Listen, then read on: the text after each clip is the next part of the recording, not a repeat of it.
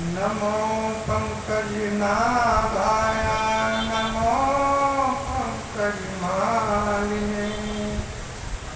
नमो पंकजनेत्राय नमस्ते पंकजाग्रे नमे ओं विष्णुपादाय कृष्णापृष्ठाय भूतले श्रीमते भक्ति वेदांत स्वामी नामिने नमस्ते सरस्वती देवे गौरवाणी प्रचारिणे निर्विशेष शून्यवादी पाश्चात्य देश तारिणे जय श्री कृष्णा चैतन्य प्रभु नित्यानंद श्री अद्वैत गदाधर श्रीवासादि गौर भक्तवृंदा।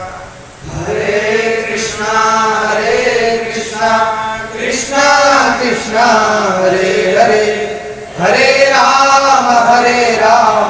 राम राम हरे हरे हरे कृष्णा कृष्णा कृष्णा हरे हरे हरे राम राम राम हरे हरे हरे कृष्णा कृष्णा कृष्णा हरे हरे हरे राम राम राम हरे हरे। ओम नमो भगवते वासुदेवाय ओम नमो भगवते वासुदेवाय ओम नमो भगवते वासुदेवाय ओम नमो भगवते वासुदेवाय ओम नमो भगवते वासुदेवाय ओम नमो भगवते वासुदेवाय। हरे कृष्ण। श्रीमद् भागवत स्कंद 10 अध्याय 6 और श्लोक नंबर 1। नंदपति वच सोरे श्री सुखवाचा नंदपति वचः सोरे मरसे विचिन्यते हरिम जगाम शरणं मुक्तात् उत्पात अगम संकिता। तो आज श्रीमद् भागवत का 5वां सत्र प्रारंभ हो रहा है। कल के सत्र में आपने श्रवण किया नंदोत्सव नंद जी ने मनाया अपने पुत्र के उत्पन्न होने में, तो इतना प्रसन्न हुए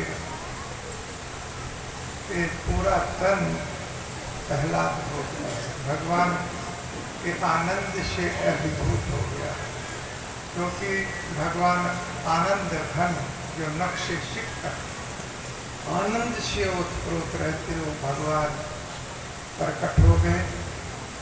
तो नंद बाबा का शरीर में भी आनंद और मन भी आनंद से अर्थात कृष्ण में हो गया पूरा का पूरा। तो भगवान इस तरह से अपने भक्तों को आनंद देने के लिए सेवक में आते हैं।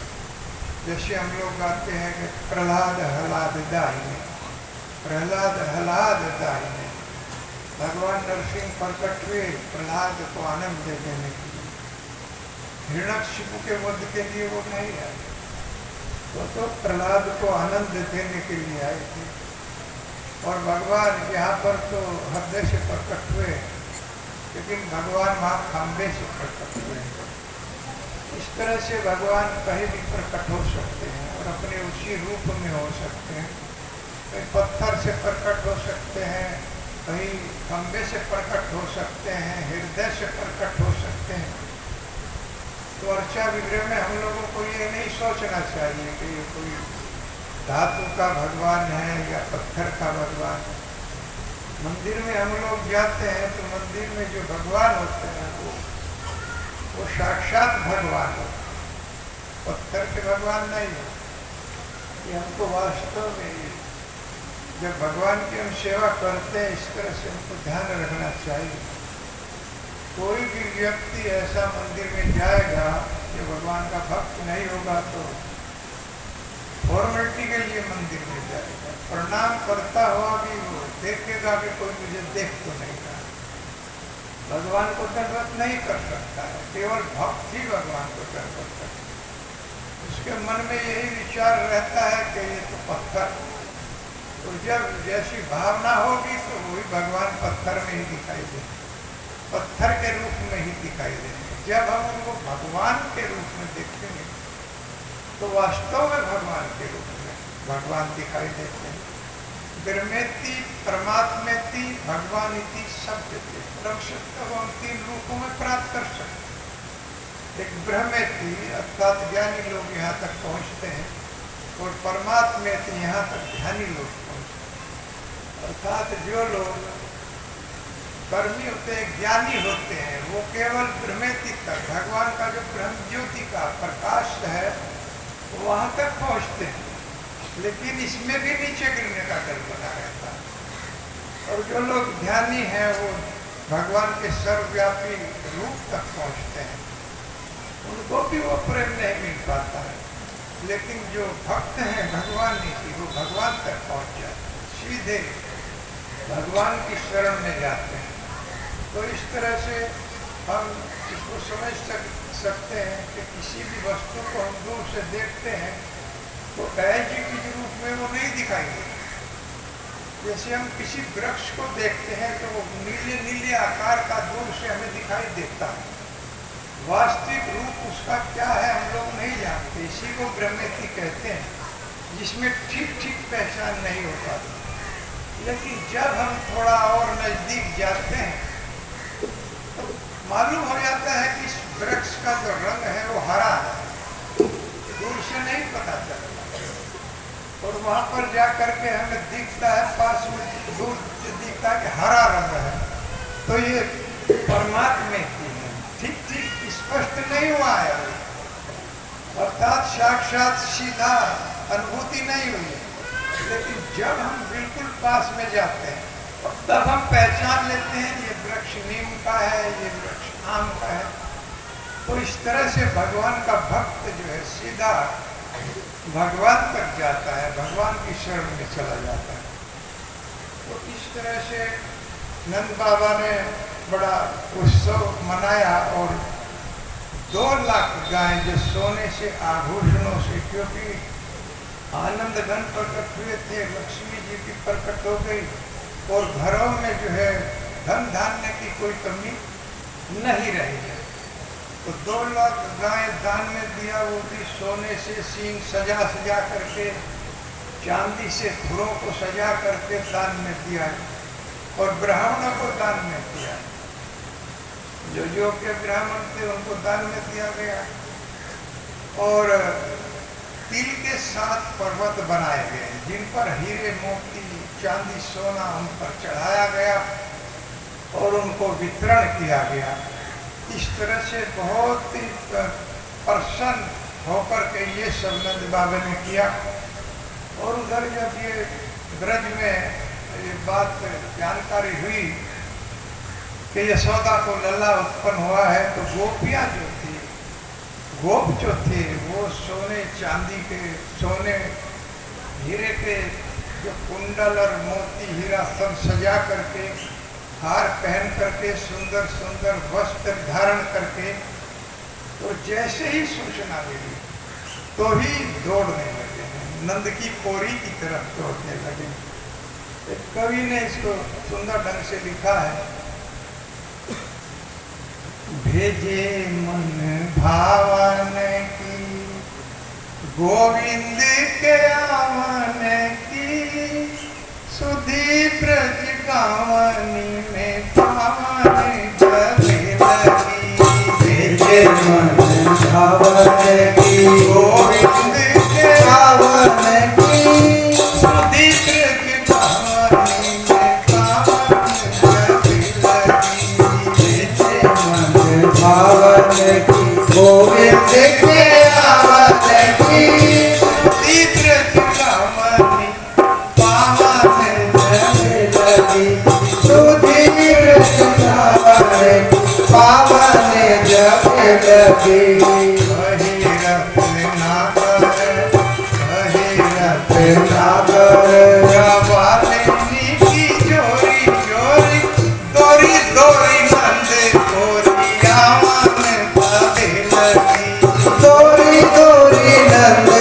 गोरी आवन जब लगी भेजे मन भावन की गोविंद के आवन की सुधी प्रतिभावन में पावन जब लगी भेजे मन भावन की गोविंद के आवन की गोविंद पावन पावन जब लगी हरिरत न कर गवालिनी की जोरी जोरी दोरी दोरी नंद गोरी पावन जब लगी तोरी तोरी नंद गोरी पावन जब लगी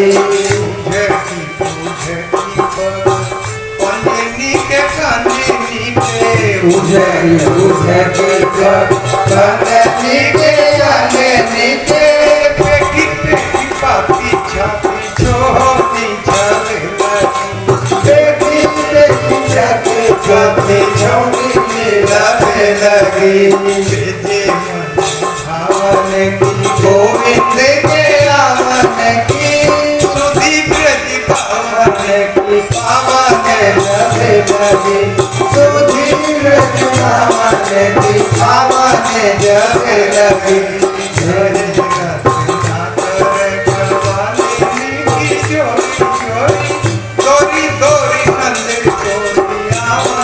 जब लगी तोरी तोरी नंद गोरी आवन जब लगी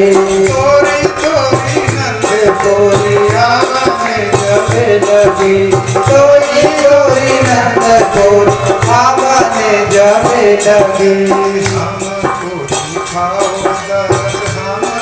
दिखाओ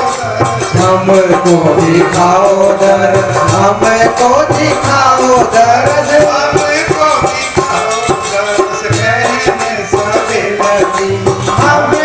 दिखाओ दर्द कहने सब लगी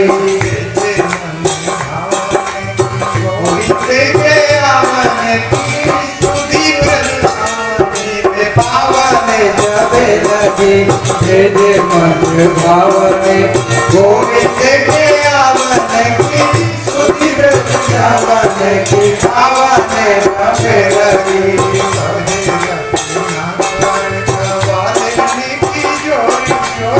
दोरी दोरी नंदे गोरी जब लगी तोरी तोरी नंद आवन जब लगी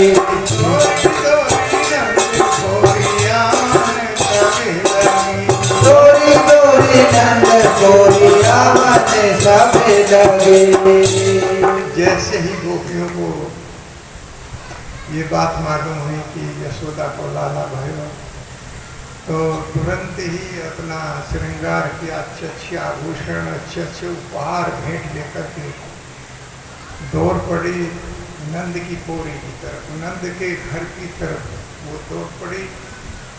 अपने आप को मालती के फूलों से जूड़ों को केसों को सजाए हुए थी और इतनी गोपियां थी कि भागवत में वर्णन है कि जिस रास्ते से वो आ रही थी तो मालती के फूलों की सड़क पर क्योंकि दौड़ दौड़ के चल रही थी तो फूल जो है वो नीचे गिर रहे थे, गिरते जा रहे थे और फूल नीचे गिर रहे थे तो नीचे की जो सड़क थी वो मालूम ही नहीं था कहाँ, केवल फूलों की सड़क बन गई और उसी पर वो आ रही थी। इतना सुंदर रूप धारण करके जैसे ही नंदलाला के संबंध में जानकारी ही दौड़ पड़ी और ग्वाल बाल भी उसी तरह से अच्छे अच्छे आभूषण धारण करके उपहार लेकर के नंद की पौरी की तरफ पढ़ने लगे और आई सभी आकर के नंद के यहाँ कि हमको दिखाओ उजे की पग पंजनी के कंजनी के एक दूसरे के ऊपर, क्योंकि बहुत गोपियां थी, एक दूसरे के ऊपर पंजे के बल खड़ी होकर के कि हमें भी दर्श दिखाओ, हमें भी दर्शन दिखाओ। यही सब कह रही थी कि हमें दर्शन करने दो, हमें दर्शन करने दो।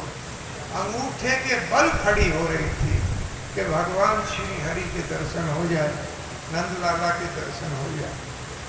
और हम लोग हैं कि मंदिर में भी जाकर के पत्थर का भगवान समझते, ये पत्थर का नहीं है, भगवान है जीती जी, वो कहीं भी कहीं से भी प्रकट हो सकते हैं। कभी भी ये बात लड्डू गोपाल को नहीं सोचना चाहिए किसी धातु के बने हुए, वो साक्षात ईश्वर हैं, हमारे घर में आए हैं, तो इस भाव से हमको सेवा करना चाहिए। एक बार हमारे गुरु महाराज आ रहे थे तो दुबई से उनकी फ्लाइट थी, तो फ्लाइट लेट हो गई, तो एयरपोर्ट पर वो बड़ी देर तक बैठे रहे, करीब उन्हें 4-5 घंटा वेट करना पड़ा फ्लाइट का।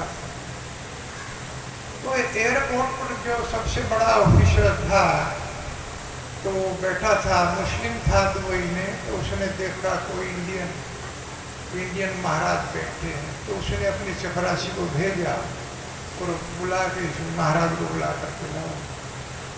तो महाराज जी आए तो उसने बड़े प्रेम से बैठा करके, बताइए महाराज जी ने पूछा हमको क्यों बुलाया है? कि महाराज जी आप इंडियन है ना? कि हाँ हम इंडियन हैं, भारतीय हैं। कि महाराज जी हम पूछना चाहते हैं कि वहाँ पत्थर के भगवान की पूजा होती है? महाराज जी ने कहा नहीं, आपने गलत सुना है, हमारे यहाँ पत्थर के भगवान नहीं पूजे जाते, वास्तविक जो भगवान है वही पूजे जाते, पत्थर के भगवान नहीं है। तो नहीं महाराज जी मैंने तो सुना है कि वहाँ पत्थर के भगवान हैं और उनको पूजा जाता है। महाराज जी ने कहा आपने गलत सुना है, हमारे यहाँ पत्थर की पूजा नहीं होती, वास्तविक भगवान की पूजा होती है।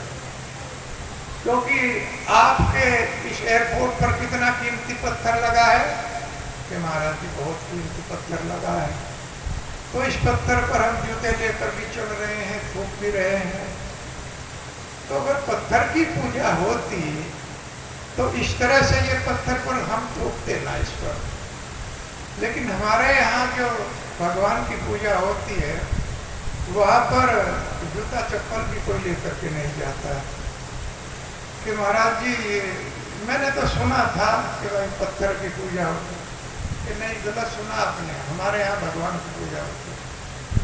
तो वो जो है कुछ शांत हुआ तो महाराज जी ने पूछ लिया भैया आपके यहाँ कैसी पूजा होती है? तो वो कहने लगा महाराज जी हमारे यहाँ बुत पूजा तो होती नहीं है, हमारे यहाँ तो मस्जिद होती है, हम मस्जिद में जाते हैं और हम अल्लाह ताला को पुकारते, बड़े जोर से पुकारते। महाराज जी ने कहा तो आप लोग उसको बड़े जोर से पुकारते हो तो वो सुनता है? कि महाराज जी सुनता क्यों नहीं, सुनता क्यों नहीं है? जब हम उसको पुकारेंगे तो सुनेगा, तो फिर तो उसके कान हैं। कान महाराज जी हमें बता दिया। अरे फिर सुनता कैसे है भाई? अगर आपके कान ना हो तो आप कैसे सुनोगे? कान है जब तो सुनता है। कि महाराज जी कान तो होने चाहिए। उस बात को माना उसने। फिर कहने लगा तो फिर और क्या करते हो आप? कि महाराज जी हम तो ऊपर को देखते हैं कि अल्लाह ताला हमारे ऊपर दृष्टि डालेंगे। दृष्टि डालें तो इसका मतलब उसके आँख हैं? तो महाराज जी आँख बताई नहीं गई हमारे यहाँ। अरे भाई जब ही तो देखेगा आपके ऊपर जब आँख होगी, जब आँख नहीं है उसके तो देखेगा कैसे? कि महाराज जी आँख तो होनी चाहिए। बिल्कुल आपकी बात सही। ये बात उसने बिल्कुल मतलब जो है एक्सेप्ट किया कि वास्तव में तभी वो देख पाएगा जब उसके आँख होगी, और तभी वो सुन पाएगा जब उसके कान होगी। तो इस तरह से भगवान भी भगवत गीता में कहते हैं कि मेरा कान नाक सर्वत्र है, सर्वतो आक्षी शिरोमुखम, सुरीति मल्लोके सर्वतो आक्षी शिरोमुखम, सर्वतो पाणी पातम तत् सर्वतो आक्षी शिरोमुखम, सर्वतो सुरुति मल्लोके सर्वतो मावर्ता तिष्ठ। हे अर्जुन मेरा हाथ पानी और पातम पैर सर्वत्र है, कोई भी ऐसा स्थान नहीं है जहाँ मेरा हाथ पैर ना जा सकता है, सर्वत्र है। और मेरी आँख सर्वत्र है, मेरा नाक मेरा मुंह सर्वत्र है, मेरे कान सर्वत्र है, मैं सब सुनता है। और मैं पूरा का पूरा तिष्ठित पूरे जगत में ब्रह्मांड में तिष्ठित रहता हूँ इसी शरीर से। तो इस तरह से भगवान सब जगह रहते। कभी ये नहीं सोचना चाहिए कि भगवान पत्थर के हैं और ये सुनते नहीं हैं, ये देखते नहीं हैं। भगवान सब कुछ देखते हैं, सब कुछ सुनते हैं, क्योंकि सबसे बड़ी तो बात है वो हृदय के अंदर ही बैठे हैं। और क्षेत्र के उनको भगवत गीता में कहा, अर्थात क्षेत्र इस शरीर का ज्ञान उनको रहता है। आत्मा अपने शरीर का ज्ञान रखती है, आत्मा भी जानती है, लेकिन वो अपने शरीर को जानती है, लेकिन परमात्मा सारे शरीरों को जानते हैं।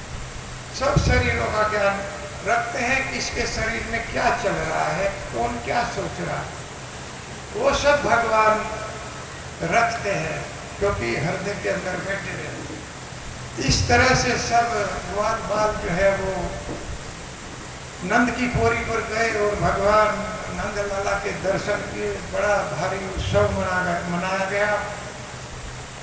और इधर जो आकाशवाणी किया था माता दुर्गा ने कंस को, तो कंस उसको देख करके घबरा गया। उसी के पुजारी थे, लेकिन उसके बाद भी वो आकाशवाणी को सुनकर घबरा कि 8वां पुत्र तुम्हारा वध जिसके द्वारा होगा वो जन्म ले चुका है। तो उसने एक मीटिंग बुलाई, अपने मंत्रियों की मीटिंग बुलाई और उसमें सभी मंत्रियों ने राय दी, महाराज आपके सामने तो आज तक कोई देवता भी नहीं ठहर पाया है, तो एक बालक क्या ठहर पाए।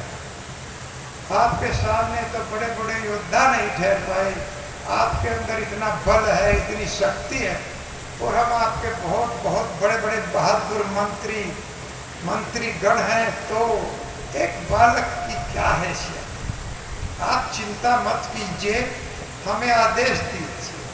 और कंस ने आदेश दिया कि जो ब्राह्मण हैं उनका वध कीजिए, और जो 10 दिन के अंदर बच्चे उत्पन्न हुए हैं उन्हीं सभी का उनका वध कर दीजिए। 10 दिन के अंदर जितने भी बच्चों ने ब्रज में जन्म लिया है उन सब बच्चों का वध कीजिए। और इसके लिए उन्होंने एक पूतना नाम की राक्षसी को नियुक्त किया। इससे पहले नंद बाबा अपने नंद उत्सव मनाने के बाद समस्त गोपों को रक्षा करने के लिए कि उसके जो अनुचर हैं ये नंद ये गोकुल में न पहुंचे, जहाँ भगवान प्रकट हुए हैं वहाँ ना पहुँच जाए। इसीलिए जो कर अदा करना था, कुछ ग्वालों को लेकर गाड़ियाँ अपना जोड़ करके उनमें माखन मिश्री सब ये भर करके एक टैक्स के रूप में इतनी ही गाड़ियों को जोता गया और उसमें सामान को लादा गया। सामान लेकर के नंद बाबा कुछ ग्वालों के साथ में मथुरा में टैक्स देने के लिए, तो टैक्स देने के लिए गए तो एक बाग में बाहर ही रुक गए। केवल ये भय था कि इधर नंद गांव आएंगे तो मालूम हो जाएगा, तो वहीं पर चले गए। एक बगीचे में रुके, उस बगीचे की जानकारी में जब नंद बाबा रुके तो वासुदेव को भी जानकारी हो गई। और वासुदेव को जो जानकारी हुई तो नंद बाबा से मिलने के लिए करुणा आंखों में भरा ये आंसू निकल आए। कितने दिन बाद मैं नंद बाबा से मिलूंगा। और इसी भाव के साथ में रात के समय बगीचे में गए, छुप के बगीचे में जा करके नंद बाबा से मिले। नंद बाबा ने आलिंगन किया, दोनों अश्रुपात होने लगा, रोने लगे।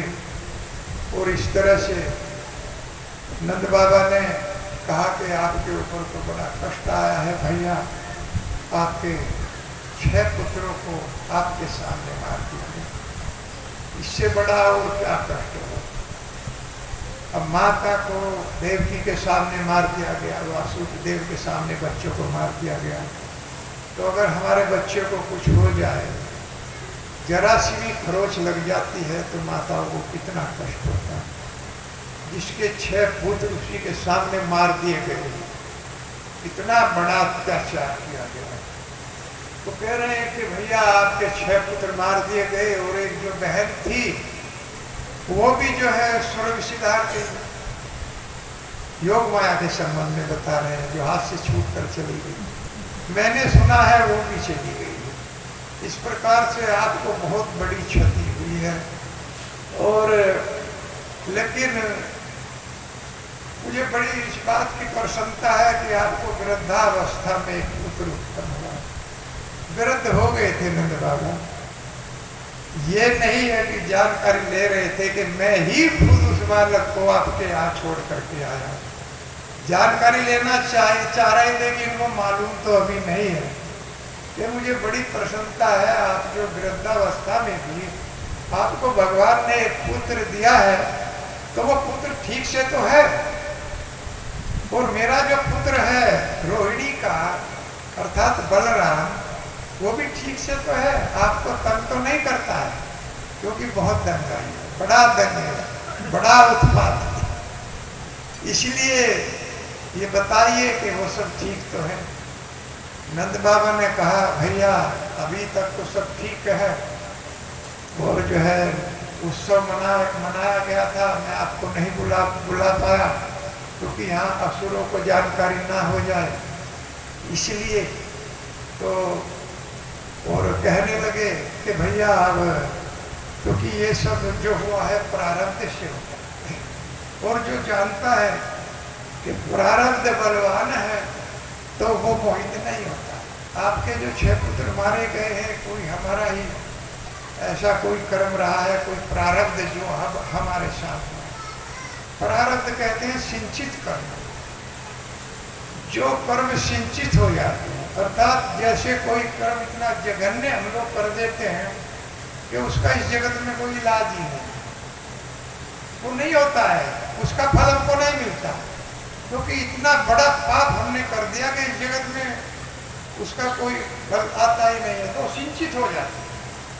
वो फिर हमें आगे के जन्मों में प्राप्त होता है, उसको प्रारब्ध कहते हैं। इसीलिए हम कहते हैं कि कोई किसी व्यक्ति को, अरे वो बड़ा उत्पाती व्यक्ति है, बहुत बड़े बड़े कांड कर रहा है, किसी का मर्डर कर देता है और मौज ले रहा है, लूट रहा है उन लोगों को, इसीलिए मौज ले रहा है कि उसके जो सिंचित कर्म है वो प्रारब्ध इकट्ठे होते जा रहे हैं, उनका फल नहीं मिल रहा, इसीलिए वो आनंद में दिखता है हम लोगों को। लेकिन वो सिंचित जो प्रारब्ध है वो निश्चित मिलेंगे, क्योंकि इसके लिए नरकों में जाना पड़ेगा। और भक्तों से कोई त्रुटि हो जाती है तो भगवान छोटा मोटा कोई दंड दे करके उसे मुक्त कर दे। इसीलिए हम भक्तों को देखते हैं कि इनको ऊपर विपत्ति रहती है, क्योंकि भगवान निष्पाप इनको बना। बहुत बड़ा पाप भी कोई भक्त करेगा तो छोटा मोटा पाप भगवान उसको काट देंगे, मुक्त कर देंगे। तो हमें दिखता है कि ये लोग मतलब जो है भाई दुखी रहते हैं, लेकिन भगवान के भक्त दुखी नहीं रहते, आनंद में रहते हैं सदैव। वो भगवान के इस नाम को गाते रहते हैं, क्योंकि इस नाम का भी जो वास्तविक फल है वो मृत्यु के बाद ही मिलेगा, वो लोग का। और उन लोगों को उन विकर्मों का फल मिलेगा, वो भी मृत्यु के बाद नरक, उसमें जाना पड़ेगा। भगवान के भक्त नाम को लेकर अब भी आनंद में रहते। एक बार प्रभुपाद जी से पूछा एक व्यक्ति ने, आप लोग हरे कृष्ण हरे राम करते रहते हैं,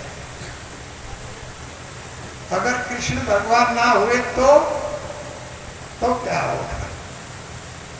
प्रभुपाद जी ने कहा हम अब भी आनंद में हैं, बड़ा सुंदर प्रसाद खाते हैं, भगवान का नाम गाते हैं, किस तरह से इस जगत में हमको रेस्पेक्ट दिया जाता है वो हम प्रदर्शित नहीं कर सकते। अब हम अब भी आनंद में हैं और हम बाद में भी आनंद में ही रहेंगे। लेकिन आप बताइए, अगर कृष्ण भगवान हुए तो आपका क्या हाल होगा? अब वो चरणों में कि महाराज अगर कृष्ण भगवान हुए तो हमें तो पता नहीं कहाँ जाना पड़ेगा, यमराज जी के द्वारा दंडित होना पड़ेगा, दुष्टाद गृह वर्तमानी बद तृष्णा, क्योंकि यमराज जी अब से उनके दूत पूछते हैं कि हमको किस को पकड़ लेना चाहिए, इस जगत में किन लोगों को हमको पकड़ना है, क्योंकि भक्तों को नहीं पकड़ना है। ये कह रहे हैं ऐसे देव सिद्ध परिजीत पवित्र गाथा, ये साधो समदर्शो भगवत का करना, नौशाम हरे गदिया भी गुप्तान वयम च वय दंड। कह रहे हैं कि भगवान को उन भक्तों की लीलाओं को देवता लोग भी गाते हैं। जो भगवान कृष्ण के भक्त हैं उनकी लीलाओं को देवता लोग भी उनका गान करते हैं, इसलिए वो समदर्शी होते हैं। भगवान के भक्तों किसी का बुरा नहीं चाहते हैं, इसलिए अगर कोई उनको दंड देने का प्रयास करता है, मैं अपनी गदा लेकर उनके पीछे दौड़ता। ये तो आप ध्यान रखिए कि केवल उनके दूत आए हैं, भगवान भी अपनी गदा उठा करके दौड़ पड़ते हैं अपने भक्तों की रक्षा करने में। ऐसे भगवान तो इसलिए तानान अध्वम सतो उन्खान मुकंदा पादार विंद मकरद रसाद जस्तरम जुष्टाद ग्रह मीरे वर्तमनी बद तरसना। इसलिए आप लोग उन लोगों को पकड़िए जो भगवान के भक्तों के विमुख हैं, अर्थात मुकुंद के भी विमुख हैं, भक्तों के मुकुंद हैं, अर्थात जो भगवान के भक्त भगवान के चरण कमलों का मकरंद रस चूसते रहते हैं, आनंद लेते रहते हैं, इस नाम का आनंद लेते रहते हैं, उनके पास भूल कर भी मत जाना। आप उनको पकड़िए। जुष्टाद गृह मीरिय वर्तमनी, जो नरक के रास्ते पर चल रहे हैं, जो गृहस्थ में रहते हुए भगवान का भजन नहीं कर रहे, उनको पकड़ करके लाइए। तो ये बताया कि महाराज पकड़ बताइए और किस किस को पकड़ना है। फिर कहते हैं कि जीवान भक्ति भगवत गुण नाम ध्येयम चेतश्च न स्मृति तत्चरणार बिंदम कृष्णाय नौनमति एच्छिरे किताबी तानान अध्वम असत अकरत विष्णु का ध्यान। कह रहे कि जिसकी जिह्वा ने भगवान कृष्ण के इस नाम को नहीं गाया उसको पकड़ लीजिए। जिसने भगवान की लीलाओं का चेतश्च न स्मृति तत्चरणार बिंदम, जिसने इन चरण कमलों का चिंतन नहीं किया है मन से, उसको पकड़ लीजिए। और कृष्णाय नौनमति, और जिसने कृष्ण को एक बार भी दंडवत प्रणाम नहीं किया है उसको आप पकड़ लीजिए। लेकिन भगवान के भक्तों को न पकड़िए, उसको तो मुझे भी दंड देने का अधिकार नहीं है। ते में न दंडम अरंती यद अमिशाम शात पातकम अंति उर्गावाद, क्योंकि भगवान के भक्त को दंड देने का अधिकार मुझे नहीं है, क्योंकि वो हर समय वाद गाते रहते। वाद अर्थात मेरा नाम गाते रहते। हरे कृष्णा कृष्णा कृष्णा हरे हरे, हरे राम राम राम हरे हरे।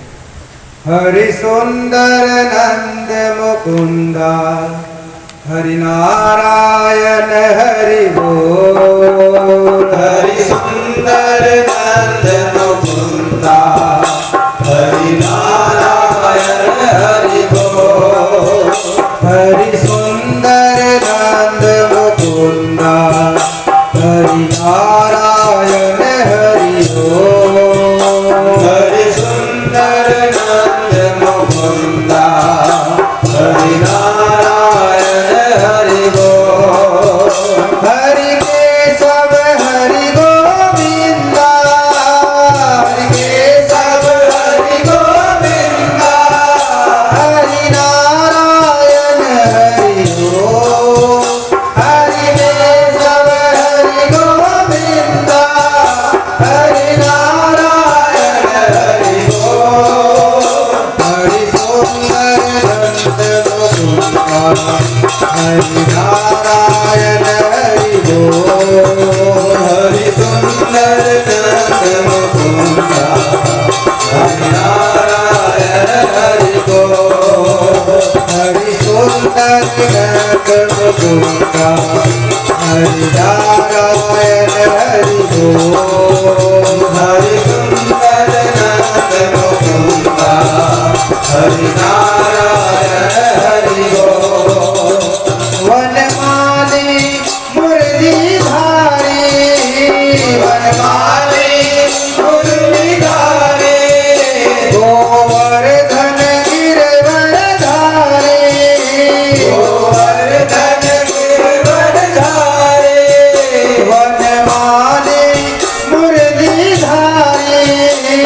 वरदानी मुरलीधारी गोवर्धन गिरवरधारी गोवर्धन गिरवरधारी नित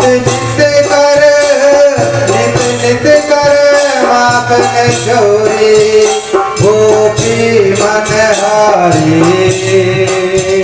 नित नित कर माखन चोरी गोपी मनहारी हरि सुंदर नंद गोकुला हरि नारायण हरि बोल हरि सुंदर नंद गोकुला हरि नारायण हरि बोल हरि केवल गोविंदा हरि नारायण हरि बोल हरि केवल हरि गोविंदा हरि नारायण हरि बोल हरि सुंदर नंद गोकुला हरि नारायण हरि बोल हरि सुंदर नंद गोकुला हरि नारायण हरि बोल आओ रे गाओ रे गोकुल के प्यारे आओ रे गाओ रे गोकुल के प्यारे आओ रे कमना रे गोकुल के प्यारे आओ रे गाना रे गोकुल के प्यारे आओ रे नाचो रे नाच नचाओ रे आओ रे नाचो रे नाच नचाओ रे आओ रे नाचो रे नाच नचाओ रे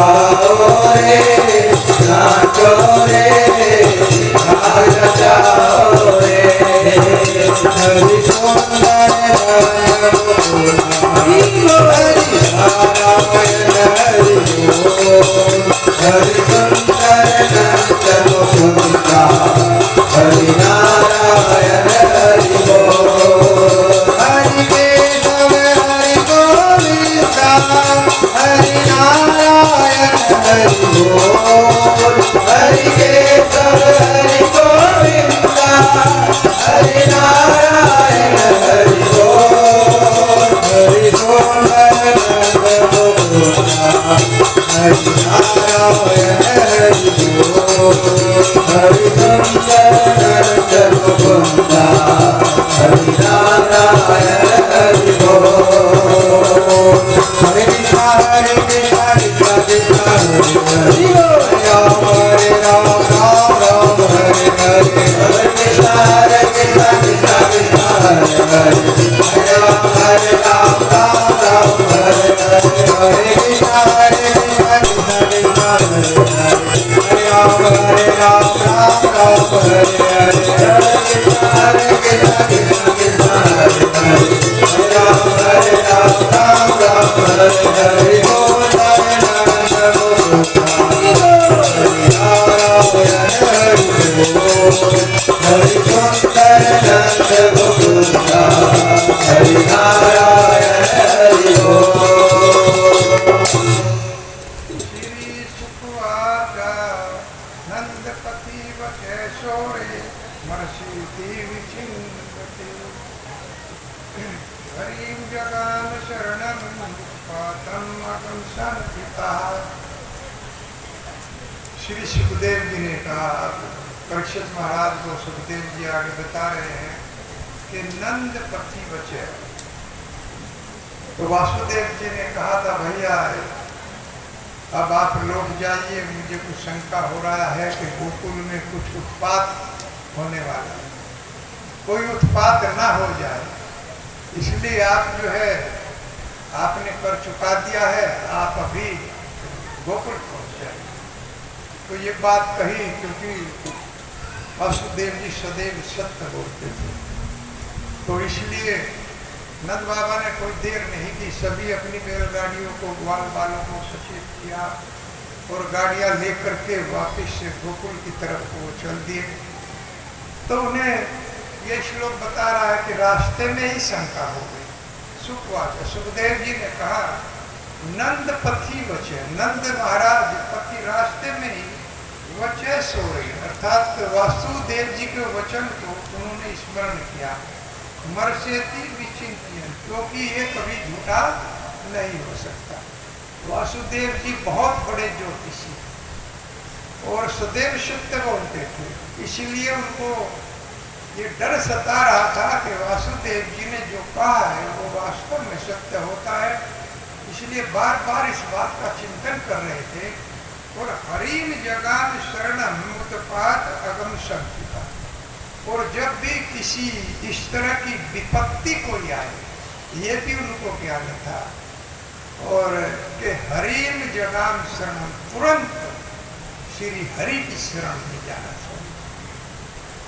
जब भी कोई इस जगत में विपत्ति आए तो तुरंत भगवान की शरण ग्रहण करनी चाहिए।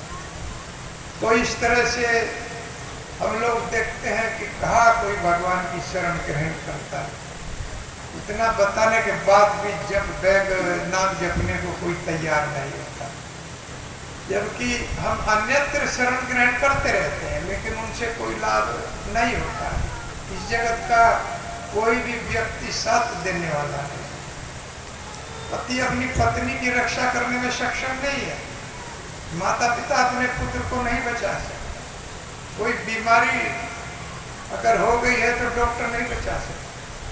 अगर जघन्य कोई बीमारी हो जाए तो डॉक्टर एक क्षण के लिए भी अगर आप करोड़ों भी रुपए देने नहीं बचा सकता, और डूबते हुए को नाव भी रक्षा नहीं करता। अगर कोई भगवान के विमुख हो जाएगा तो उसकी कोई भी रक्षा करने में सक्षम नहीं है। लेकिन भगवान श्री के अगर कोई प्राण हो जाएगा, शरण ले लेगा, तो भगवान इस बात का वचन दिए हैं कि मैं अपने भक्तों की रक्षा करता हूँ। इसलिए बड़े बड़े देवता भी उनके चरणों की शरण लेते हैं। ध्येयम सदा परिभव धनम अभिष्ट दोहम तीर्था पदम शिव विरंचो नूतम शरण भक्त्यार्तिहन प्रणत पाल भवादिकोतम वंदे महापुरुषों के चरणार। मैं उन भगवान कृष्ण की, गोविंद की, महाप्रभु की शरण ग्रहण करता हूँ, जिनके चरणों का ध्यान करने से बड़े बड़े ध्यान के लिए लगे हुए शिव विरंचो, शिव और ब्रह्मा जी भी उनकी शरण के लिए तरसते हैं, क्योंकि ये समस्त तीर्थों के भी तीर्थ हैं। ये भगवान के चरण समस्त तीर्थों के भी तीर्थ हैं। इसलिए शिव, ब्रह्मा, इंद्र, बड़े बड़े देवता इन चरणों के लिए तरसते हैं। भक्त्यार्तिहन प्रणत पाल भवादिकोतम, क्योंकि भक्तों को पार लगाने के लिए, भक्तों के कष्टों को दूर करने के लिए ये चरण नौका बन जाता है। भक्तों को पार लगाने के लिए इस भाव सागर से ये चरण नौका बन जाते हैं। वंदे महापुरुषों के चरणारविंदम, ऐसे भगवान कृष्ण की मैं शरण ग्रहण करता हूँ। ऐसे भगवान की शरण ग्रहण करनी चाहिए जो रक्षा करने में सक्षम। ऐसे व्यक्ति की शरण से क्या लाभ है जो रक्षा न कर सके। अर्थात supreme personality of Lord Krishna, वो वास्तव में सक्षम है, इसलिए उनकी शरण में जाना चाहिए। बड़े बड़े देवता उनकी शरण में जाते हैं, लेकिन हम किसकी शरण ग्रहण करते हैं? हम अधिक से अधिक गांव में रहेंगे तो भाई प्रधान जी बहुत बड़े आदमी हैं तो उनकी शरण कर लें।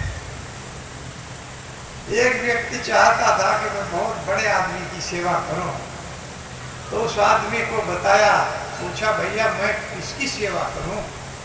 तो किसी ने बताया भैया यहाँ तो सबसे बड़े आदमी प्रधान जी हैं, उनकी सेवा कर लो।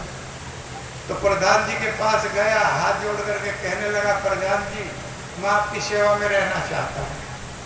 प्रधान जी ने कहा ठीक है भाई सेवा करो, कौन रोकता है। से ड्यूटी पर आ जाना। और वो व्यक्ति अगले दिन ड्यूटी पर आया सेवा करने के लिए, ये देखा तो प्रधान जी हाथ जोड़े खड़े। फिर पूछा भैया प्रधान जी किसके आगे हाथ जोड़ रहे हैं? कि एसडीएम साहब आए हैं चेकिंग पर। कहला एसडीएम इससे बड़ा? कहला बहुत बड़ा, बहुत प्रधान है उसके दफ्तर में। कहला तो फिर मैं प्रधान की सेवा क्यों करूंगा? तो एसडीएम से साहब हाथ जोड़ के खड़ा हो गया तहसील में जाके। एसडीएम साहब मैं आपकी सेवा करना चाहता हूँ।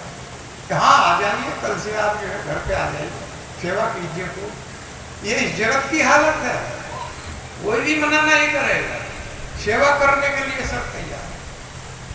तो अगले दिन एसडीएम साहब के यहाँ गया तो तहसील दिवस था, देखा एसडीएम साहब हाथ जोड़े खड़े। बोले भाई ये कौन है जिसके सामने एसडीएम साहब हाथ जोड़ रहे? कहले कि ये मैं तहसील दिवस में आया। कि ये इससे बड़ा है? ऐसे तो बहुत बड़ा है, तो जिले का मालिक है, ये तहसील का मालिक है। कहले बड़ा है तो भाई हम तो इसी की शरण लेंगे। तो उनके सामने हाथ जोड़ के एसडीएम साहब हमें आपकी अपनी सेवा में ले लीजिए। कहना हाँ कल से आ जाओ, जिले पे आ जाओ। तो जिले पे गया, मिला, वहां देखा कि मुख्यमंत्री, और मुख्यमंत्री भी ऐसी जैसी मायावती आई। तो सब एक तरफ से जितने भी डीएम आसपास के सब हाथ जोड़े खड़े। अब उसने देखा ये तो डीएम भी हाथ जोड़ रहा भैया। उन्होंने पूछा भैया ये किसके सामने हाथ जोड़ रहा है? कहले भाई मुख्यमंत्री आया है। कि ये इससे बड़ा है? इससे तो बहुत बड़ा, पूरे प्रदेश का मालिक है, बहुत डीएम इसके अंडर में। तो भैया इसी से मुख्यमंत्री जी के चरण स्पर्श करे, हाथ जोड़ा कि जी मैं तो आपकी सेवा में रहना चाहता हूँ, तो आ जाओ लखनऊ आ जाओ। तो लखनऊ चले गए। लखनऊ गए, वहां पर जाकर के देखा कि वहां पीएम का प्रोग्राम था। अब वो मुख्यमंत्री भी हाथ जोड़े खड़ा। अब वहां देखा, पूछा अरे भाई ये तो मुख्यमंत्री भी हाथ जोड़ा बड़ा खड़ा है, तो फिर कौन बड़ा है कि जिसके सामने हाथ जोड़ रहे हैं? कोई छोटा मोटा आदमी नहीं है, पूरे भारत का प्रधानमंत्री है मोदी जी। मोदी जी? हाँ पूरे भारत का, बहुत मुख्यमंत्री इसके अंडर में है।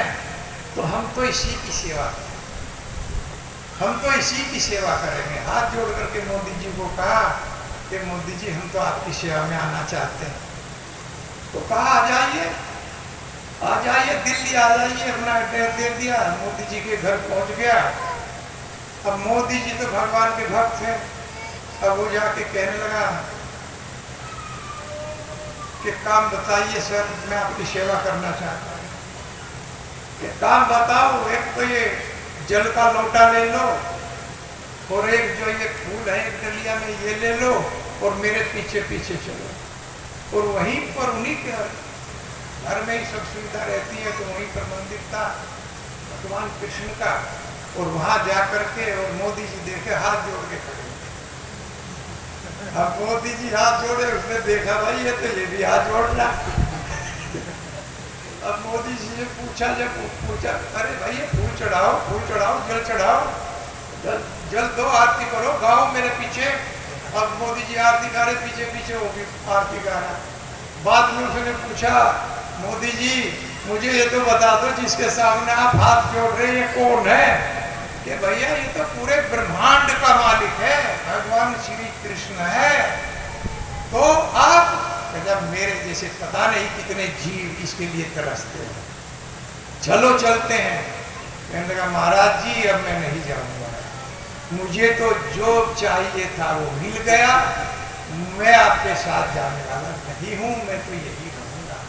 और वो उसी मंदिर में तो जो सबसे ऊंचा है, सबसे श्रेष्ठ, सबसे बड़ा है, उसकी ग्रहण, उसकी शरण हम लोगों को ग्रहण करनी चाहिए। बड़े बड़े देवता लोग उनकी शरण ग्रहण करने में लगे हुए हैं।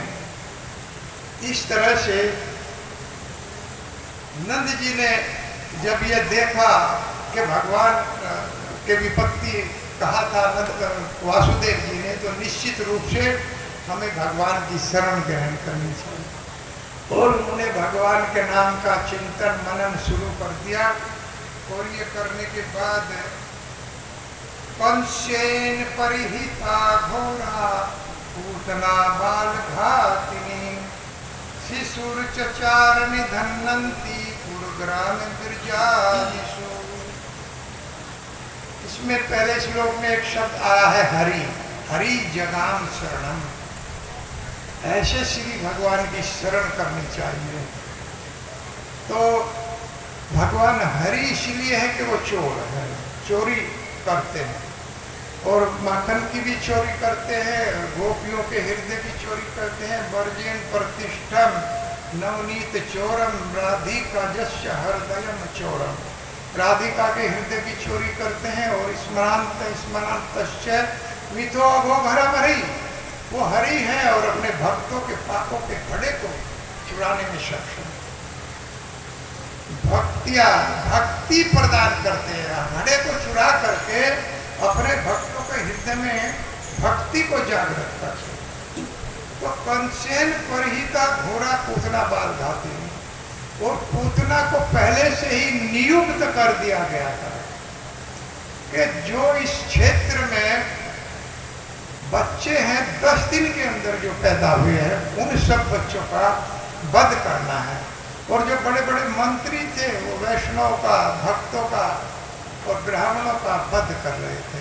और इधर पूतना को ये काम दिया गया कि आप जो है जाकर के 10 दिन के अंदर जो बच्चे उत्पन्न हुए हैं उन सभी का वध करना है। तो कंसेन पर ही था, कंस ने पहले से ही निर्धारित किया हुआ था। घोरा पूतना जो अपवित्र थी अर्थात पवित्र नहीं थी, बाल घातिनी, बालकों का वध करती थी और वध करके उनका खून पीने वाली, मांस खाने वाली एक डायन थी पूतना। और वो गोकुल में आई, शिशुर चचार निधन्ति, और शिशुओं को ढूंढ ढूंढ करके पूर्व ग्राम ब्रजादिषु, और ब्रज के अंदर नगरों में गांव में घूम घूम कर उनका वध करती। तो मांस खाने वाली थी, बच्चों का खून पीने वाली थी, मर्डर करने वाली। यहाँ ये देखना चाहिए जो वास्तव में माताएं अपने बच्चों का वध करा देती है तो वो क्या पूतना से कम है। जो गर्भपात कराती है देख लेना चाहिए, ये पूतना भी वध करती थी बच्चों को। बस ये बाहर बच्चा आ जाता था गर्भ से उसको मारती थी, और जो गर्भपात कराती हैं वो बच्चे को अंदर मरवा देती। तो ये भी सीधा सीधा बाल घातनी है, जो ऐसा करती हैं ये बाल घातनी है, इनको ये सब भरना पड़ेगा। और इसको ये कोई मामूली बात समझती है। लड़की है झूठ मूठ डॉक्टर ने बता दिया, बहुत केस ऐसे होते हैं कि लड़का होता है, और लड़की हो लड़का हो कोई भी हो, हमें मारने का अधिकार नहीं। जो भी भगवान ने दिया है उसको जन्म दीजिए, उसको जीने का अधिकार है। अगर वास्तव में ऐसा करती है तो वो पूतना से कम नहीं है, बच्चों का मर्डर करती है, इसका फल मिलता है। और वास्तव में ये इस जगत में भी इसका कोई फल नहीं है, इसीलिए सोचती है कि हमारा कुछ बिगड़ नहीं रहा है। लेकिन जिसके लिए जब बाद में नरकों में जाना पड़ेगा, तरह तरह की योनियों में रहना पड़ेगा, तब मालूम होगा कि कितना बड़ा अपराध नहीं करना चाहिए। तो बाल घातनी नहीं बनना चाहिए। शिशुर चचार, ये तो पवित्र नहीं थी। और इसके अंदर एक क्षमता और थी पूतना के, तो ये अपने शरीर को ही बदल लेती थी, अपने शरीर को ये बदलने की क्षमता रखती। हम तो प्रयास करते हैं अपने शरीर को बदलने का कि भाई हम ब्यूटी पार्लर में जाए, ब्यूटी पार्लर में जाकर के अपने बाल रंग के और पता नहीं कैसे कैसे मेकअप लगा करके हम इस तरह से कभी कभी हो जाता है, शादी ब्याह में आप लोग कर सकते हैं, लेकिन ये अधिक नहीं करना चाहिए। आपकी त्वचा भी खराब हो जाएगा और ये प्रूफ बन जाएगा। बहुत हमने देखे हैं ऐसे जो नित्य हफ्ते में एक बार ये कराती हैं तो प्रूफ बन जाती है, पूरा चेहरा खराब हो जाता है। लेकिन पूतना को ये वरदान था, एक तरह से एक सिद्धि प्राप्त थी, उसे एक सिद्धि प्राप्त थी कि वो अपना रूप बदल लेती। तो साखेच चरिये दो पत्य पूतनानंद गोकुलम। पूतना आकाश मार्ग से भी विचरण कर सकती थी, आकाश से उड़ करके वो विचरण करती थी और अपने रूप को बदलने में योषित्वा माया आत्मन, माया के द्वारा अपने रूप को बदल लेती थी। और वो परविष्ट कामचारिणी अर्थात कामचारिणी स्त्री थी, निश्चल रात से तरह से घूमती थी, किसी के बस में नहीं थी, वो किसी के कंट्रोल में नहीं थी, अपने आप घूमती, जहाँ चाहती थी वहां पर घूमती थी, आकाश मार्ग से चलती थी और अपना रूप बदलने, माया के द्वारा अपना रूप बदलने में वो सक्षम थी। ऐसी सिद्धि उसको प्राप्त हुई। कुछ लोग हम इस जगत में भी सिद्धि के लिए प्रयास करते हैं, सिद्धि के लिए प्रयास बिल्कुल निरर्थक है और ऐसी सिद्धियां दूसरों को कष्ट देने के लिए प्राप्त की जाती है। जैसे कोई तांत्रिक सिद्धि प्राप्त कर लेता है, वो दूसरों को कष्ट ही देता है, ऐसे लोगों से बचना चाहिए। एक बार एक व्यक्ति ने सिद्धि प्राप्त किया, पूरा जीवन लगा दिया कि अंत समय में यमराज जी आए तो बस मैं उसको देख सकूं। यमराज जी या उसके दूत आते हैं वे पकड़ने के लिए तो दिखाई नहीं देते, या उस व्यक्ति को दिखाई देते हो, तो इस तरह से हाथ में रस्सी रखते हैं और हृदय से पकड़ करके खींचते हैं उनके दूत। बड़ा कष्ट होता है ऐसी अवस्था में। तो यम के दूत इस तरह से खींचते हैं तो उसने सोचा कि जब भी यम के दूत या यमराज जी आएंगे मैं बच जाऊं। उसने सिद्धि प्राप्त की कि मैं अंत समय में यमराज को देख सकूं। तो जब समय उसका आया तो सिद्धि प्राप्त कर ली, यमराज जी आए तो यमराज जी सर की तरफ से प्राण खींचते हैं, सर की तरफ आकर के खड़े होते हैं यम के दूत। तो उन्होंने रस्सी डालने का प्रयास किया लेकिन उसने देख लिया और देख करके उधर दूसरी तरफ को घूम गया, अदमान की तरफ ले गया। अब यमराज जी उधर गए तो वो फिर इधर लौट गया। चारपाई पे देख रहा था कि यमराज जी इधर आ गए तो उधर चला जाए, उधर आ गए तो इधर चला गए। अब उसकी फिरकी बन गई। यमराज जी तो बहुत जल्दी जल्दी चल रहे थे, अब वो इधर से उधर, इधर से उधर। अब घर वाले लड़के थे उसके दो, उन्होंने कहा पिताजी को क्या होगा देखिए, पिताजी को तो मिर्गी का दौरा लग रहा पड़े। पिताजी तो घूम रहे हैं भैया, मिर्गी का दौरा पकड़, तो पकड़ लो भाई। घर के और व्यक्ति आगे उन्होंने दाब लिया और तुरंत आराम से यमराज जी प्राण निकाल करके ले गए। चलते चलते कहने लगा यमराज जी मैं तुम्हारे बस में तो आने वाला था नहीं, ये तो साले घर वाले केस तेजी हो गई, इन्होंने दाब लिया, इन्होंने मुझे पकड़ लिया। तो आखिर में समय यह है कि जाना पड़ेगा, चाहे कोई भी सिद्धि हम प्राप्त कर, मरना पड़ेगा। और गलत कार्य करेंगे तो यमराज जी के द्वारा दंडित होना पड़ेगा। यमलोक में जाकर के तरह तरह की यातनाएं दी जाती हैं, वो सब देनी पड़ेगी। और इस जगत में ये कामचारिणी शब्द, इसको वास्तव में समझना चाहिए, जो निश्चल भाव से घूमती हैं, जो किसी के अंतर्गत नहीं रहती। स्त्रियों को संबंध में ग्रंथ में बताया गया है, आजकल तो स्त्री की सदैव कंट्रोल में रखा जाता है, नियंत्रण में। नियंत्रण ये नहीं है कि उनको बांध के रखा जाए, ये अर्थ नहीं है। इसका अर्थ है कि वो पहले माता पिता के संरक्षण में रहती है, जब बच्ची होती है माता पिता के कंट्रोल में वो रहती है, देख रेख में रहती है, माता पिता उसकी देख रेख करते हैं। उसके बाद जब उसकी शादी हो जाती है 18-20 साल के बाद, फिर वो पति के नियंत्रण में चली जाती है, फिर पति उसकी देखभाल करता है। और बुढ़ापे में वो बच्चों के नियंत्रण में आ जाती है, बच्चों की देख रेख में रहती है। इसलिए स्त्री को कभी भी इस तरह से घूमने की इजाजत नहीं है कि वो कामचारिणी बन करके घूमे, पति से ना पूछे, बिना पूछे इधर उधर चली जाए, कभी नहीं जाना चाहिए। घर में पति से पूछ करके जाना चाहिए, सब राय लेकर के। और पतियों को भी चाहिए कि बड़े आदर के साथ में उनके साथ जाए। अगर जाना है ससुराल कहीं तो चले जाए, कोई बात नहीं है, उनका सम्मान करना चाहिए। लेकिन इस तरह से जो बिना बताए जाती हैं तो कामचारी हैं। एक बार एक भक्त हुए बहुत बड़े, और नाम तो उनका मुझे याद नहीं है, बाद में उस समय उनका क्या नाम था, राम मिश्र, जो उनके पिता का भी देहांत हो गया था, और वो भक्ति में बड़े चढ़े निपुण व्यक्ति थे।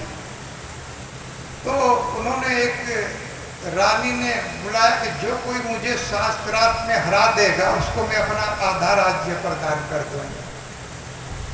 तो वो भी शास्त्रार्थ करने के लिए, यानी शास्त्रों के ऊपर बहस करने के लिए चले गए, बड़े निपुण थे। तो उन्होंने उस रानी को हरा दिया शास्त्रार्थ में, तो आधा राज्य मिल गया, और आधा राज्य मिल गया। इसके बाद में रहने लगे, तो फिर उस रानी ने शादी भी कर लिया, उसकी शादी भी कर लिया, तो पूरा राज्य हो गया, राजा बन गया। लेकिन राजा बन करके वही उत्पात वाली स्थिति हो गई, धन हो गया, सब कुछ हो गया, अपने पास कोई कमी नहीं रही थी, कितना बड़ा भक्त तो नीचे पतन हो गया। तो राम मिश्र को इतनी चिंता हुई कि उसके पिताजी मुझे कह के गए थे, भैया इसको देखना, इस लड़के का ध्यान रखना, इसको भगवान की भक्ति में लगा करके आप रखना। तो उन्हें बहुत बड़ी चिंता हुई, तो एक विधि उन्होंने निकाली और तुलसी माता के पत्र तोड़ करके उसके रसोइया से मिल गया, और भोग लगा करके तुलसी माता के पत्तों का ही हलवा बनाने के लिए कहा। और रसोइया से कहा कि तुम तुलसी का ये हलवा बनाओ नित्य, और इस राजा को खिलाओ। जो उसका जो कह के गए थे उनका पुत्र था, राम मिश्र की देख रेख में था, तो रोजाना रसोइया के पास में, और नाम रख दिया तुलबुलई, तुलबुलई का हलवा, तुलसी का हलवा था, तुलबुलई का हलवा। तो रसोइया रोजाना लेकर के जाने लगा, तो कहने लगा भैया ये जो हलवा है तुलसी का, ये तो तुलबुलई नामक हलवा है, ये बहुत अच्छा लगता है, क्योंकि भक्ति पहले से जागृत थी, वो सुप्त अवस्था में से मिली, भक्ति नष्ट नहीं होती है। भले ही आप जो है उसको अन्यत्र दूसरे कर्मों में आप लग जाएं, तो वो भक्ति समाप्त नहीं हो, वो कभी न कभी उजागर हो जाएगी हृदय के अंदर से। तो जैसे ही तुलसी का हलवा खाने लगा नित्य, तो वो धीरे धीरे भगवान का भोग लगा हुआ तुलसी माता के पत्तों का हलवा था, तो हृदय के अंदर असर करने लगा, उनको अपनी सारी भक्ति याद आने लगी। और जब देखा एक दिन राम मिश्र ने, अरे हरि नाम का कीर्तन बज रहा है, तो जाकर के देखा कि शुभ राजा हरि नाम का कीर्तन कर रहे। तो कहा कि हे महाराज, आपके पिताजी मेरे पास आपके लिए बहुत बड़ा खजाना छोड़ करके गए। कहने लगे भैया खजाने की तो मुझे आवश्यकता है, मुझे तो अपने राज्य का बहुत विस्तार करना है, बहुत युद्ध जीतने हैं, आप मुझे वो खजाना बताओ। तो साथ में लेके आए राम मिश्र, और लेकर के और जंगल में चले गए, और कहने लगे कहाँ खजाना दबा है, तो भगवत गीता निकाल करके दिया, ऐसे ही खोल दिया कि यही आपके पिताजी खजाना छोड़ करके गए थे। तो उसने श्लोक देखा, मैं ये मना दत्त सवा मई बुद्धि निवेश निविष्यसी मैं ये अक्कु धर्मम न संशय। हे अर्जुन, तुम अपना मन और बुद्धि मुझ में लगाओ, इसमें कोई संशय नहीं है कि मैं तुम्हें मिल जाऊंगा, मैं तुम्हें प्राप्त हो जाऊंगा। और इसी श्लोक को पढ़ के उसकी सारी भक्ति जागृत हो, वहीं से राजपाट सब छोड़ दिया, जो इतना बड़ा राजा था वहीं से छोड़ के, रघुगण ने छोड़ दिया, भरत महाराज से मिलकर के वापिस नहीं गए राज्य में, कपिल देव का संग करने के लिए जा रहे थे। लेकिन जैसे ही रघुगण महाराज भरत से मिले, तो वहीं से भगवान के भक्त बन गए, राजा नहीं रहे, वापिस नहीं। इसी तरह से इसकी जो भगवती भाग भक्ति जागृत हुई तो तुरंत सब कुछ छोड़ दिया राजपाट और कहने लगा मुझे बहुत बड़ा खजाना मिल गया है। और बाद में यही बहुत बड़े आचार्य बने यमुनाचार्य जी महाराज। यही बाद में यमुनाचार्य जी महाराज के नाम से प्रसिद्ध हुए और कहते हैं कि अगर मेरे हृदय के अंदर किसी स्त्री का कोई भाव भी आ गया तो उस पर मैं 1000 बार फूंकता हूं। अर्थात मेरे अंदर कोई भी भाव नहीं रहा है, क्योंकि यह स्थान नहीं है, पूरे के पूरे हृदय में कृष्ण समा गए, कोई स्थान बाकी नहीं। लेकिन हमारे हृदय में कोई भी ऐसा कोना नहीं है जिसमें कृष्ण आकर के बैठ जाए। हमने सब कुछ कबाड़ा भर करके इसमें रखा है। हरे कृष्णा कृष्णा कृष्णा हरे हरे, हरे राम राम राम हरे हरे। इसलिए पूतना एक ऐसी स्त्री थी जो बच्चों का वध करती, खून पीती, मांस खाती, समस्त बच्चों का वो वध कर रही थी। तो इस तरह से नंद गोकुल में वो पहुंची और कितना सुंदर रूप उसने धारण किया, बदल लिया अपने आप को, आकाश मार्ग से आई, इतना सुंदर रूप बनाया। ताम केश बंधव अतिशक्त मल्लिकाम बृहन्नितम हस्तन कृच्छ मध्यमा सुवासम कल्पित कर्ण भूषणाम तविषा नसत कुंडल मंडितानाम।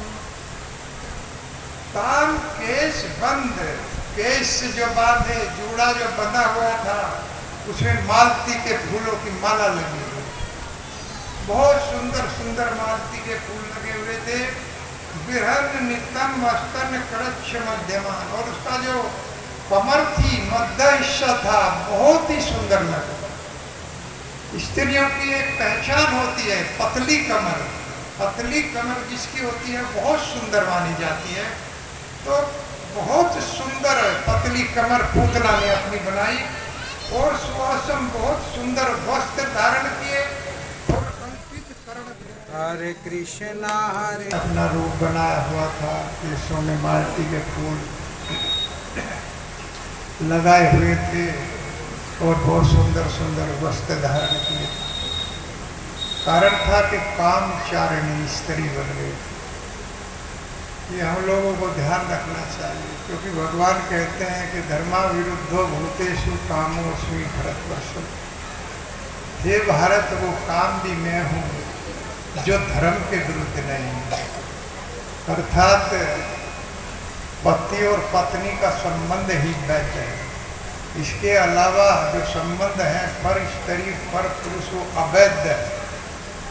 और इसी को कामचारिणी स्त्री या कामचारिणी पुरुष कहा गया, क्योंकि बहुत बड़े बड़े योगी और तपस्वी भी इसकी चपेट में आते हैं। जैसे देखना चाहिए कि सौभरी ऋषि जो तपस्या में इतने दृढ़ थे कि 60,000 वर्षों तक तपस्या किया, उसके बाद भी केवल एक बछड़ी के जोड़े को यमुना जी में देख करके काम जागृत हो गया।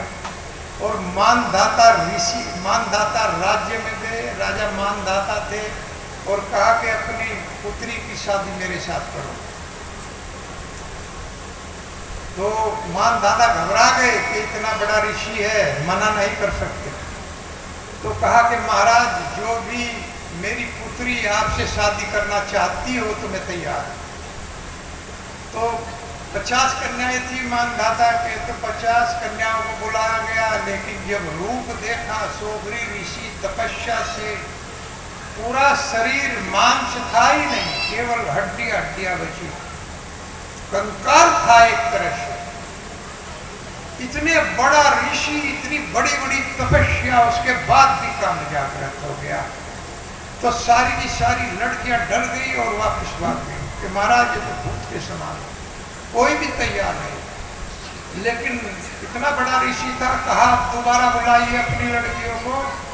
तो दोबारा बुलाया और तपस्या के बल पर इतना सुंदर राजकुमार बन गया कि 50 की 50 लड़कियों ने शादी कर दिया। इसी ने भी मना नहीं, लेकिन तपस्या का स्तर गिर गया, इतना बड़ा ऋषि भी चपेट में आ गया। अब विश्वामित्र जी की सुनिए, इतने बड़ा ऋषि होकर के मेनका के अप्सरा के चपेट में आ गया, जो तपस्या के बल पर स्वर्ग की स्थापना कर सकता हो। इस युग में अलग से स्वर्ग उसने बना दिया था अपनी तपस्या के बल से, इतना बड़ा तपस्वी था। लेकिन उसके हृदय से भी ईर्षा नहीं गई, ईर्षा भी नहीं निकली थी। लेकिन इसी तरह का भगवान का भक्त एक कलयुग में देखिए, ये जो भगवान के भक्त माला जप करते हैं, 4 नियमों का पालन करते हैं, ये किसी ऐसी चपेट में आते ही नहीं। जो जप करेगा, हरिदास ठाकुर को देखिए, शाह हुसैन राजा ने कहा, मुस्लिम थे, कहा कि जप बंद कर दो। उसने कहा जप नहीं करो, जप बंद नहीं करूंगा। 64 माला डेली जप करते थे, मुस्लिम थे, लेकिन भगवान चैतन्य महाप्रभु की शरण में आकर के साधु हुआ। तो राजा ने 22 बाजार में सजा देते थे, 2 बाजारों में आदमी मर जाता था, बाजारों में घुमाते थे, कोड़े से सजा मिलती थी। कोई भी 2 बाजार पार नहीं कर पाया, कोड़े मारते मारते मृत्यु हो जाती थी। लेकिन हरिदास ठाकुर ने 22 के 22 बाजार पार किए, कोड़े मारते मारते जल्लादों के हाथों से खून बहने लगा, लेकिन जुबान से हरि नाम बंद नहीं हुआ, हरि नाम निकलता रहा। और अंत में भगवान चैतन्य महाप्रभु प्रकट हुए। लेकिन भगवान नित्यानंद ने कहा कि आपका ये अवतार इसलिए नहीं हुआ, आपका ये अवतार केवल जीवों के कल्याण के लिए। तो हरिदास ठाकुर को एक तरह से मिरत भी उस समय में, जब हरिदास ठाकुर ने कहा, जल्लाद कहने लगे कि राजा हमको फांसी पे चढ़ा देगा आज आपको, अगर हमने नहीं मारा तो। और हरिदास ठाकुर की मृत्यु ही नहीं थी, तो मरने का नाटक किया और नदी में भिगवा दिया। राजा ने कहा कि इसको नदी में फेंक दिया जाए, बादशाह कि नदी में फेंक दिया जाए। नदी में फेंक दिया गया, लेकिन तीसरे दिन फिर वही आवाज सुनाई दी, हरे कृष्णा कृष्णा कृष्णा हरे हरे, हरे राम राम राम हरे। कौनते है प्रतिजानी ही मैं भक्ता, प्रणसती है कुंती पुत्र, मेरे भक्त का विनाश नहीं होता है। हरिदास ठाकुर फिर जप कर रहे थे, तो राजा को मालूम हुआ कि वो तो जिंदा है। तो तब राजा का जो एक गवर्नर था रामचंद्र खान ने कहा, महाराज मैं इसको ऐसी सजा दूंगा कि इसको जनता ही मार देगी, आपको मारने की आवश्यकता नहीं पड़ेगी। तो एक हीरा भाई नाम की वेश्या को उसके पास भेजा, बहुत सुंदर थी, कुछ पैसे दे करके भेजा, क्योंकि ये प्लान थी कि इसको मरवाया जाएगा। और हीराबाई जा करके हरिदास ठाकुर से कहने लगी, महाराज मुझे आपसे एकांत में बात करनी है। तो कहा, मैं अभी माला मेरा जब पूरा नहीं हुआ, आप बैठो और मेरा जब पूरा हो जाएगा तो मैं बात सुनूंगा। तो जप करते रहे, हरे कृष्णा कृष्णा कृष्णा हरे हरे। तो ये जप चलता रहा और वो सुनती रही, लेकिन जब पूरा नहीं हुआ, 1 लाख से ज्यादा जप करते थे। तो हीराबाई को नींद आने लगी, उठ करके चली गई अपने घर गई। अगले दिन फिर भेजा रामचंद्र खान ने कि आज फिर जाओ। उस दिन भी हरिदास ठाकुर ने कहा, अभी मेरा जब पूरा नहीं है, आप जब सुनिए, इसके बाद बात करूंगा। तो जब उसने दूसरे दिन भी सुना, यही प्रक्रिया तीसरे दिन भी चली। और तीसरे दिन जब पूर्ण हुए, हरिदास ठाकुर ने कहा कि अब बताइए आपको क्या बात करनी है। कि महाराज सीधे चरणों में लेट गई, हे प्रभु मुझे माफ कर दीजिए, पूरी मुझे अपनी शिष्या बना लीजिए। ये नाम आप लोग गा रहे हैं, इसने तो मेरा भी हृदय परिवर्तन कर दिया। इसी तरह से रामचंद्र खान ने मुझे भेजा था, और वो हरिदास ठाकुर की शिष्य है। और हरि नाम माला ले लिया और जप कर लिया। तो इस तरह से मेरा कहने का मतलब है कि जो भगवान के भक्त जब करते हैं वो कड़ाई से 4 नियमों का पालन करते हैं, वो किसी चपेट में नहीं आते, क्योंकि उन्हें मालूम है कि हमें भगवान के धाम जाना है, हमें भगवान से मिलना है, हमें जीवों का कल्याण करना है इस जगत में। तो इस तरह से बड़े बड़े ऋषि भी चपेट में आ जाते हैं। क्यों? ब्रह्मचर्य व्रत सज्जन नाना, ब्रह्मचर्य व्रत सज्जन नाना, धीरज धर्म ज्ञान धीरज धर्म ज्ञान विज्ञान, विज्ञाना, सदाचार जप योग विरागा, सदाचार जप जोग विरागा, विवेक कटक विवेक सत भागा, कटक सब भागा। जब कामदेव का प्रहार आता है तो ब्रह्मचर्य व्रत तरह तरह के संयम नाना प्रकार के और धीरज धर्म ज्ञान विज्ञान योग जप सब समाप्त हो जाए। केवल एक बचता है, वो है विवेक। वो ही विवेक मोह ब्रह्म भागा। और जब विवेक हृदय के अंदर आ जाता है, ये सेना है दोनों तरफ से, आत्मा की सेना है। बुद्धि विवेक से युक्त अगर है तो एक तरफ है सदाचार जप योग विराग ज्ञान विज्ञान सब, और दूसरी तरफ मन की सेना है, उसकी तरफ है काम क्रोध मोह लोभ ईर्ष्या द्वेष। तो इन सेनाओं का युद्ध चलता रहता है हृदय के अंदर, युद्ध चलता है, बहुत भयानक युद्ध होता है। और उधर बुद्धि नेतृत्व करती है और इधर जो है मन का जो चित्त सालार है वो काम है, और बुद्धि का चित्त सालार है विवेक सेनापति।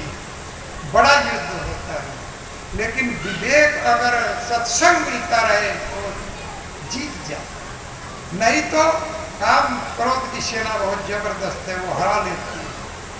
इसीलिए विवेक से युक्त बुद्धि तभी होगी जब हम भगवान की शरण में रहेंगे। शरणम गच्छामि जैसे बोल रहे हैं नंद बाबा के, भगवान की शरण ग्रहण करनी चाहिए। जब भी कोई विपत्ति आए तुरंत भगवान की शरण ग्रहण करें।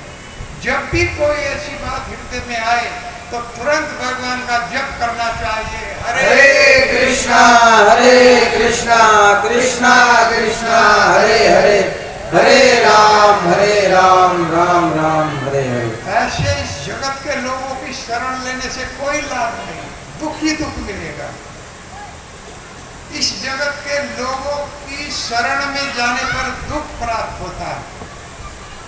जैसे पिंगला को दुख हुआ, उसने कहा कि मेरा भगवान मेरे बहुत पास है, और उसके सब चीजें उसके पास है, उसके पास ज्ञान भी है, उसके पास धन भी है, उसके पास सुख भी है, उसके पास शांति भी है, सब चीजें हैं। लेकिन मैं इस जगत के लोगों से मांग रही हूँ धन, मांग रही हूँ सुख, इनके पास है ही नहीं, इनके पास केवल दुख है। इसलिए इनसे आशा करना व्यर्थ है। आशा ही परमम दुखम निराश्यम परमम सुखम यथा संचित कांतासाम सुखम सुस्वाद पिंगला। पिंगला उसी समय गहरी नींद में सो गई जिस समय उसे यह ज्ञान हो गया कि इन लोगों से आशा करना दुख को बुलाना है। इस लोगों से, इस जगत के लोगों से निराशा करने में सुख है। अरे आशा तो भगवान से करनी है, मांगना तो भगवान से है, आशा भगवान से करनी है। इन जगत के लोगों के पास क्या चीज है? फिर भी हम भगवान को भूल जाते हैं। इस जगत के लोगों से आस लगाते हैं, मुझे सुख देगा, ये मुझे प्रेम देगा। कुछ नहीं है इनके पास में, पिघला नहीं है। इनसे क्या मांगना है? एक बार एक भिखारी जो बेचारा बहुत दुखी था, मांगने के लिए एक बादशाह के पास चला। उसने सुना कि बादशाह बहुत दानी है, बहुत देता है, जो भी आता है उसको देता है। तो उस बादशाह के यहाँ गया। तो जब गया उस समय बादशाह नमाज पढ़ रहा था। नमाज पढ़ रहा था तो देखा, अरे, और देखते ही वापस हो गए।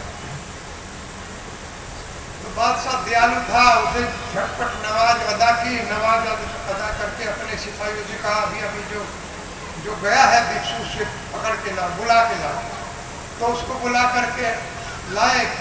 राजा ने कहा, आप बिना मांगे क्यों चले गए? थोड़ी देर मेरा इंतजार करते। मैं नमाज पढ़ रहा था भगवान की, मैं अल्लाह की नमाज पढ़ रहा था, थोड़ी देर तो रुकते, आप चले क्यों गए? कि महाराज, मैंने देखा जब कि आप तो मेरे से भी बड़े भिखारी हैं, मैं तो छोटा भिखारी, मैं तो एक हाथ से मांगता हूँ, लेकिन आप दोनों हाथों से मांग रहे हैं। नमाज जो पढ़ रहा था दोनों हाथ ऐसे किए हुए था, ऐसे करते हैं ना, तो आप तो बड़े भिखारी है, इसलिए मैंने सोचा इससे क्या मांगू। जो खुद भिखारी है इससे मैं क्या मांगू? मैं तो उसी से मांगूंगा जिससे आप मांगे। मैं क्यों आपसे मांगू? तो इसलिए मैं आपसे कुछ लेना नहीं चाहता।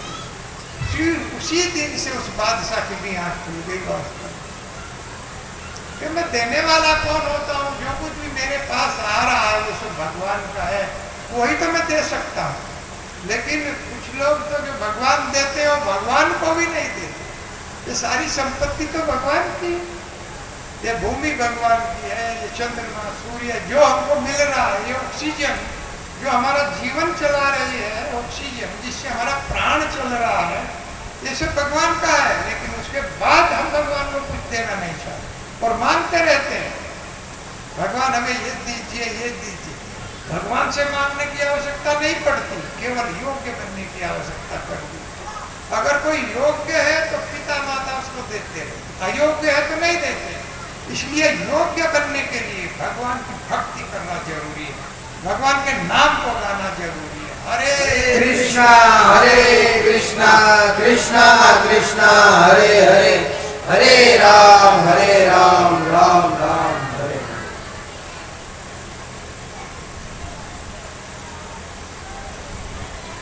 एक पद है, गाय ने एक पद जो है,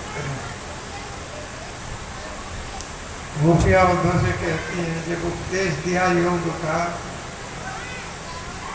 तो नकार दिया गोपियों ने कि ये हमारे मन की बात है कि जिस प्रकार से चरत पतंग दीप में, जैसे दीपक के ऊपर पतंग आता है, लेकिन जलने के बाद अगर एक पंख भी जल गया तो एक पंख से भी प्रयास करता है फिर दीपक के पास जाने।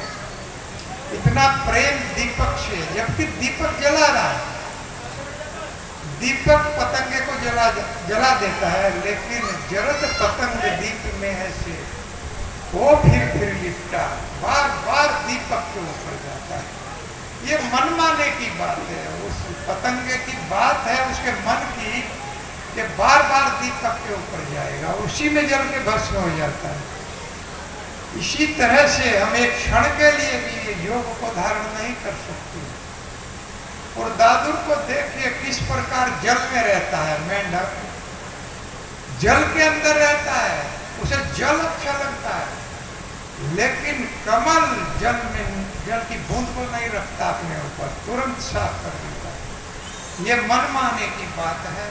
काट फोर घर किए मधु से, और मधुकर भौरा जो होता है वो काट को फोड़ करके घर बना लेता है, बांस को छेद करने की शक्ति उसमें है, वो घर बना लेता है। लेकिन एक कमल के पुष्प के अंदर जो बहुत कोमल है, बंद करके अपना जीवन समाप्त कर लेता है।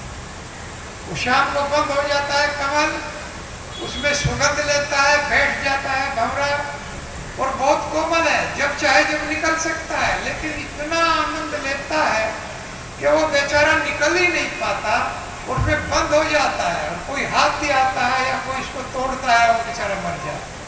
हाथी उसी फूल को लपेट लेता है, तो अपने प्राण देता है। ये मन माने की बात। तो वर्षा बरसती है तो पूरी भूमि पर कीचड़ हो जाता है, आघात हो जाता है, लेकिन उसी बरसात की एक बूंद के लिए पपीहा क्षण क्षण इंतजार करता है। कि कब बारिश होगी, कब मेरे मुंह में वो बूंद गिरेगी जो मोती बनेगी। तो उसी बूंद के लिए तरसता रहता है। ये मनमाने की बात है। और सूरदास जी कहते हैं कि कोई अच्छा भोजन खा रहा है और कोई बेचारा ललचा रहा है। ये सब अपने मन की बात है। सूरज कहे कृष्ण कुबरी रीझे, सूरदास जी कहते हैं अरे देखो कृष्ण तो कुबरी के ऊपर रीझ गया और गोपियां ये देखकर लज्जित हो रही कि रीझा भी तो किसके ऊपर, लेकिन वो भगवान ऐसा सौंदर्य है, वो किसी में भेद देखता ही नहीं। कोई लंगड़ा हो, लूला हो, कुबड़ा हो, कुछ भी हो, भगवान सबसे एक समान प्रेम करते हैं। ये तो हमारे अंदर की बात है कि हम लोग अगर कोई लंगड़ा है, अगर कोई काला है, उससे नफरत करने लगते। सुंदरता इसीलिए हम देखते हैं, अंदर के गुण हम नहीं देख सकते, इसीलिए उनसे नफरत हम लोग करने लगते हैं। मनुष्य की आदत है। सुंदरता चाहिए इसको, इस जगत की चकाचौंध चाहिए। तो इसीलिए भगवान ऐसा नहीं करते। भगवान सबके लिए सम है।